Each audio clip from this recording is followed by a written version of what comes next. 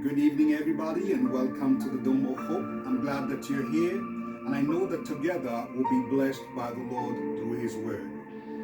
Tonight's message is titled Divine Connection with the people who are assigned to help you fulfill your destiny.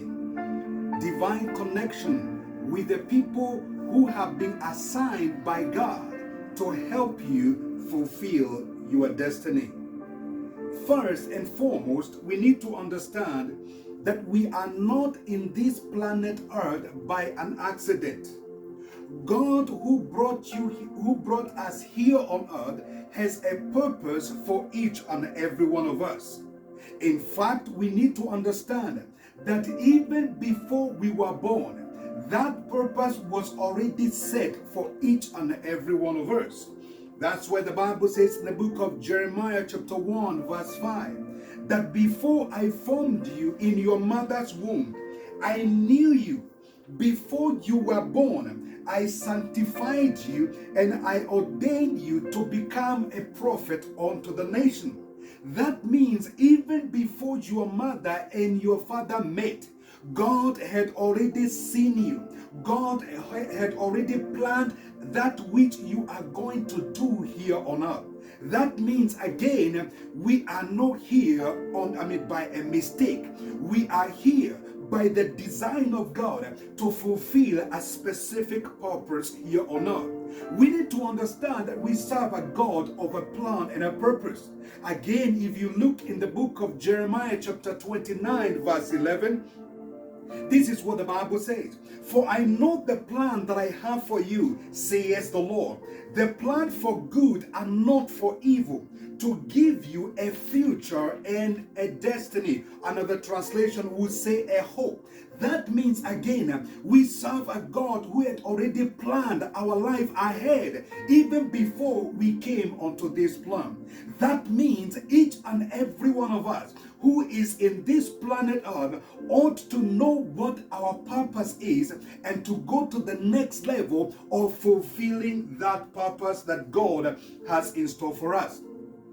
But I also came to find something else, people of God, that as we pursue the purpose of God upon our life, we are going to go through some challenges. Sometimes we are going to encounter some unknown territories, something or a place that you have never been before.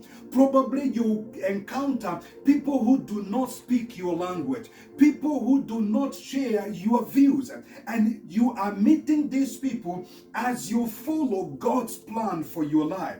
The question is this, people of God, what are you supposed to do when this occur? That's why we need the help of God in our life. Sometime as you pursue the purpose of God in your life, you are going to encounter roadblocks in your life. You need to ask yourself, when that happens, what are you supposed to do? Are you supposed to stop there? Are you supposed to turn around? What are you supposed to do? That's why, again, people of God, we need the help of God, because by God's design, we ought to fulfill that plan and the purpose that God has in store for us. How about intersection? When you encounter an intersection, how will you know that the turn that you need to make? Do you need to go north or south? Do you need to go east or west? Again, that's why we need the help of God, because each and every one of us ought to fulfill that plan and the purpose that God has in store for us. But we also need to be grateful because we serve a good God. The Bible says He is our present help in the time of trouble. That means when we encounter these challenges, as we pursue the purpose of God upon our life, God has promised that He'll be there for us. Not only to be there, but He will help us every time we encounter these challenges in our life. And people of God, I came to realize this, that one of the ways that God will help us in fulfilling the God's given purpose for our life, it is by connecting us with these people we are calling kingdom helpers or divine helpers. He will put them strategically on our way so that we can meet them. And as we meet them, they are able to help us in fulfilling the plan and the purpose of God for our life. This is what I came to find, people of God. If we miss our divine helpers, our life will be full of frustration and disappointment. Sometimes our miracle will be so much delayed because the person who is supposed to help you is not available, or because you have never connected or traced that person that God has already ordained for you to help you in order to fulfill your purpose and your destiny. I remember last Sunday we were talking about this man in the book of John chapter 5 verse 7 who was at the pool of Bethesda for 38 good years. That man stayed there for 38 good years. The Bible says when Jesus came into that place, he went straight to where this man was. The Bible says he perceived that this man has been there for a long time. And then the Bible says that Jesus asked this man a question: do you want to be made well? And this man's response was, I have no man to put me in the pool when the water is being stirred. In other words, he was telling Jesus, the reason why I am here, it is not because there is no virtue of healing that is flowing in the pool. The reason why I am stuck for almost 4 decades, it is because I do not have any man. I do not have that man who can push me to the pool so that I can receive my healing. Let me say this, people of God, there are some people who can die or who will live in sickness for the rest of their life because they have not traced the divine helpers. They have not connected with the men and women that God has assigned for them to help them receive the miracle. This man was stuck there for 38 good years because he never connected with the person that God has in store for him in order to push him to receive the miracle that he so much needed. So what am I saying, people of God? Some of us, you may find yourself, you are delayed in your life. Things are not working. You are stuck in one position for a long time. Most of the time, it is not because the miracle is not there. It is not because the solution is not there.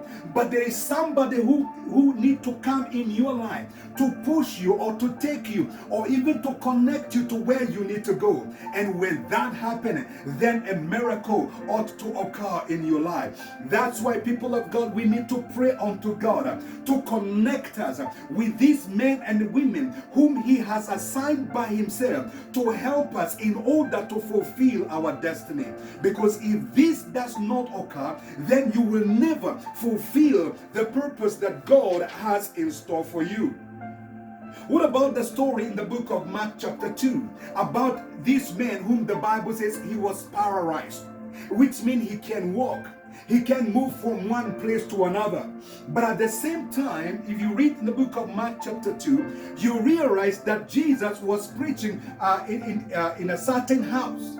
And then the Bible says, certain men, 4 men in number, the Bible says they picked this man up and they carried him to the house where Jesus was preaching.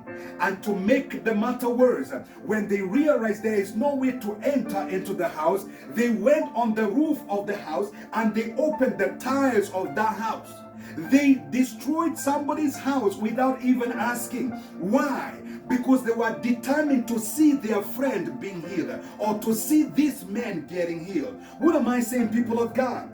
These men will remain in that state probably all the days of his life if these men were not there. What am I saying, people of God? Could it be that what remains in your life is for you to connect with that divine helper for you to receive that healing that you need? Because where Jesus was preaching, healing. The presence was there. The presence of the Lord was there to heal the sick. But there is no way that man could be healed because of one thing. He was not connecting with the divine helpers. And the moment he did, these people were able to carry him and to take him to where Jesus is. And he looked at their faith. Not the faith of this man, but the faith of those men, 4 men. What am I saying, people of God? We need to connect with these men and women that God has in store for us. Because if we connect with them, they are able to take us where we are going. They are able to connect us with our destiny. And our life will be so much easy because they are there to aid us. They are there to help us in fulfilling that which God has in store for us. So this man received the healing because he connected with these divine helpers that God had assigned for them. If he had missed this man, that man could have died in that state or in that condition. But we know that when he encountered Jesus in that house, he was healed from that state of paralysis. In the book of Genesis chapter 41, we have a story of Joseph.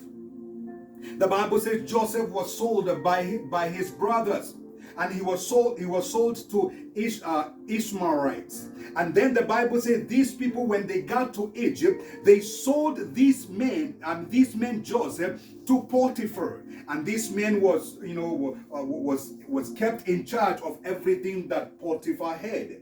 And then the Bible continued to tell us that the wife of Potiphar started to lust after this man Joseph, and she wanted to sleep with Joseph.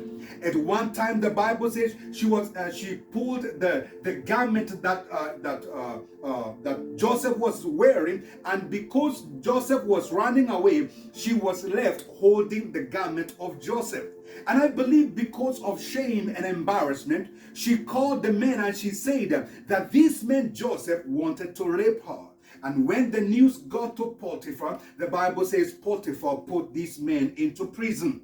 Now, when he got to prison, he met some other people who were there in prison, who were put there probably because of their offense. Now, you also need to understand, people of God, in prison, you will find good people and people who have committed crime. Because Joseph has been put in prison not because of the crime he has committed, but there are also some people there who have committed crime. That's why, people of God, we need to be very careful, because I know there are some people who are in prison today not because of anything they have done, but they are there because they have been accused falsely, and that's how Joseph found himself there.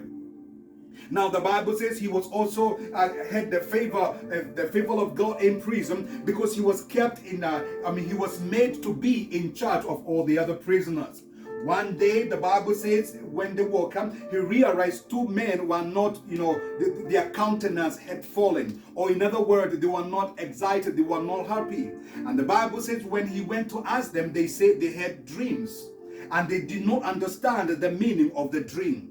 And that's when the Bible says Joseph told them to share the dreams with him, and he will give them the interpretation by the Spirit of the Lord. And that is exactly what happened. The Bible says the baker was eliminated, or the baker was killed, but the butler was restored back to his position in the king's palace. But then the Bible says, Joseph said to the butler, when you get back to your position, please speak on my behalf to the king, because I am here. I'm in the prison, and I have been accused falsely. So please speak to the king on my behalf. But then the Bible says when this man was restored back to his position, he did not remember this man. He did not remember Joseph, until a crisis came into the palace of the king because of the dream that Pharaoh had. And because of that, because there was nobody to give the interpretation, that's how the Bible says that this man, the butler, remembered Joseph, who was in prison. Now you need to know these people of God, that years back God had already spoken to Joseph, and he had unveiled unto Joseph in dreams on what he would become in future. So this man, had a future. He had a destiny to fulfill. But at this particular time, he has found himself in prison. Let me say also this, people of God, sometimes you may find yourself in a very awkward situation. Sometimes we tend to say everything is demonic. Some of these things are demonic. Some of these are the channels onto which we must go through in order to fulfill our God-given destiny. So this man found himself in prison, but in prison he met the butler, and now the butler was able to speak about Joseph in the parish of the king, and because of that, the Bible says Joseph was called out of prison, and we know what happened after that. This man became the governor of Egypt. Now let me say this, people of God, the butler was the man who had been assigned by God to help Joseph in order to fulfill the destiny that Joseph had for his life. Let me also say this. Some of these divine helpers will come in different shapes and sizes. They will come in the way probably you do not expect, because this was a prisoner. But a prisoner was put there by God in order to help Joseph in fulfilling the purpose that God has in store for them. For Joseph. That's why, people of God, we must be very careful. We need to pray unto God to give us discernment, because sometimes we can reject the people that God has already called for us to help us. We can discount those men and women that God has put on our way in order to help us. So again, this man who was in the prison, the butler, became the helper of Joseph in fulfilling the purpose that God has in store for him. Now, some of us may be in prison, probably financial prison, probably spiritual prison, whatever prison you may find yourself at. Could it be probably what you need is to connect with the divine helper who is able to get you out of the prison, or who is able to connect you with another person who can take you out of that prison? That's why, people of God, it is very important for us to call unto God to connect us with those people that He has assigned for us to help us in fulfilling our destiny. Because if we miss on those people, we'll be like that man at the pool of Bethesda. We will be delayed in our life. Our marriages will be delayed. Our businesses will be delayed. Our ministry will be delayed, because the person who is there to help us is not available. That's why, again, we need to call unto God so that He can connect us, so that we can be able to trace these men and women. And when that happens, our life will pick up a speed, because the helpers has come. The helpers of our destiny has come on our way. Now, I said also this, and I will say it again, that these men and women may not come in the way that we expect. Now, in the book of 2 Kings chapter 5, we have a story there of a man by the name of Naaman. The Bible said Naaman was the captain of the guard of the army of Syria. And the Bible says Naaman was loved by the king of Assyria. Why? Because through these men, they have won so many battles. And that's why the king loved these men. But then the Bible says, despite all those credentials and all those accomplishments that this man had, the Bible says this man was a leper. So which means his health was not in good shape.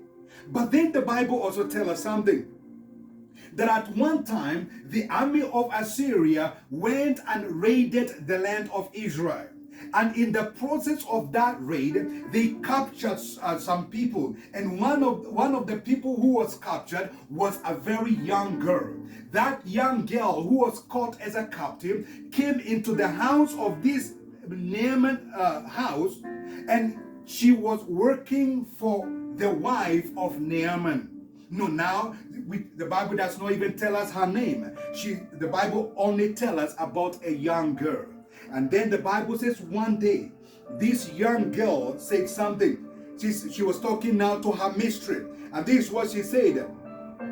that if only my master, now the master is Naaman, if only my master were with the prophet in Samaria, for he will heal him of his leprosy.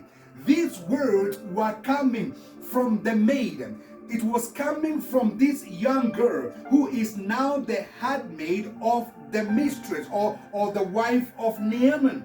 And she's saying, if only my master were with the prophet in Samaria, for he will be healed of his leprosy.